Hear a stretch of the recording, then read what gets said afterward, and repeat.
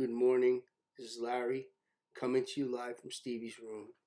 Um, Today's topic is feline cancer, and it is the topic that I had intended to post last night. Let me first preface this by saying that cats do get many of the same cancers that people get. My first encounter with cats was with cancer was an outdoor cat that had skin cancer. It looked like someone blew off its nose. The skin had decomposed. It got, obviously it was an outdoor feral cat that, that was not attended to. And it got worse and worse and worse and worse. And eventually it was too late. Cancer has to be treated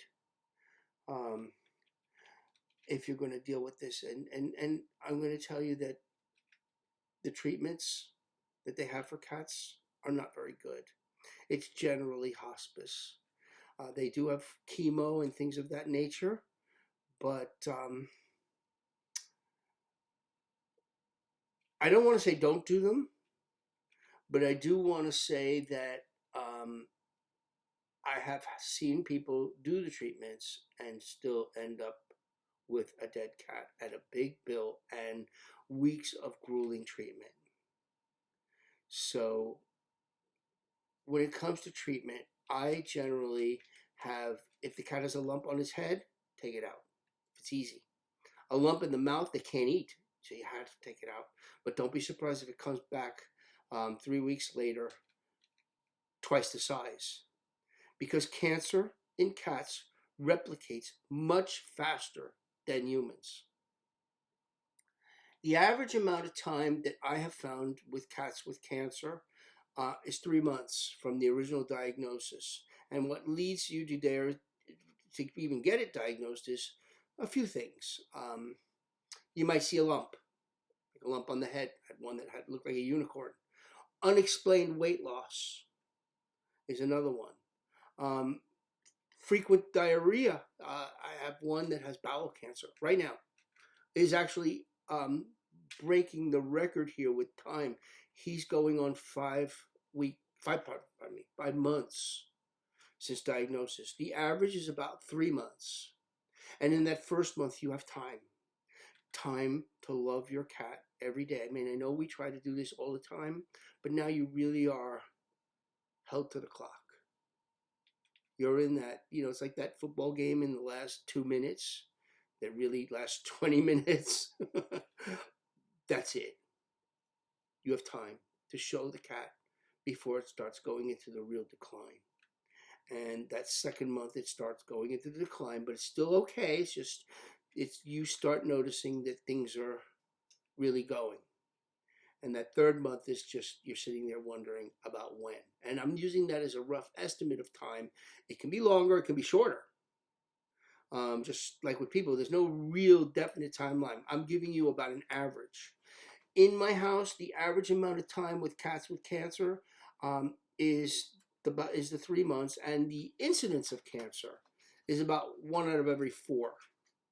I don't know what the actual statistics are. I'm just telling you from my random observation.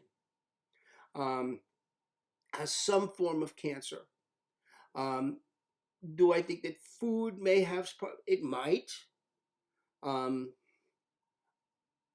Cat food is not necessarily the healthiest of healthy, even if you buy the healthiest foods. Some people do things like raw diet, or they cook special things. You got to make sure the cats get all the proper nutrients when you do that. Some people have the time to do that, but when you have as many as I have, you can't. You're going to have to buy the best quality. I do that. And I have a variety of different foods. Like, for instance, Tutti only eats dry food. He will not eat wet food at all, ever. And then there are some cats that only eat wet food. And there are some cats that like a specific dry food. So I've got 2 different dry foods out at all times, and multiple different wet foods. You've seen the videos where I feed them in the colony downstairs in the mainstream. Like Tutti, Stevie, and Kuka are up here. And then I have 3 others in my wife's office. You saw the one with all she needs is attention. So, that's one of the kittens that she bottle fed and raised. Um, and these are things that, you really want to give your cat the best quality of time as it's going. Not all of them end up in their final moments in the veterinarian's office to get the needle. Um, what gets them there is, in my case, when they collapse, if they're defecating on themselves, if they can't eat, if the masses get so big that it just erodes their sinuses where they're having trouble breathing, having trouble eating, and they're struggling and suffering. Like they are really in their final moments. It's really an hour, 2 hours, or maybe 3 hours of suffering, and that's when. And what about the ones that just get really weak? Well, I have found two or three have died in home, and they all seem to gravitate towards Fufa, the cat that mothers them all. She has the most maternal instinct of all, and she herself is old and has health issues. But they even if they didn't hang out with her during their healthy years, they gravitate towards her, and they lay down next to her.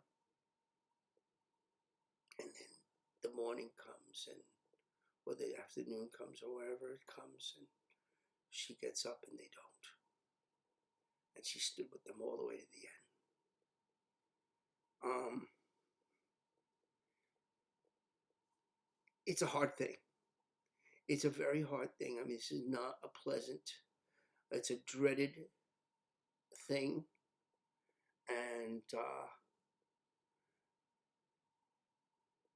you're going to have decision making to do while you're doing it. But one thing that you're not going to escape is the time that you are given from the initial diagnosis till the end, and to use that time as wisely as you can to get the message to your cat that you stood by its side all the way and you're not leaving its side. But there are things that you can't always get its back because it's even beyond your capability. Because if it was, you'd do it.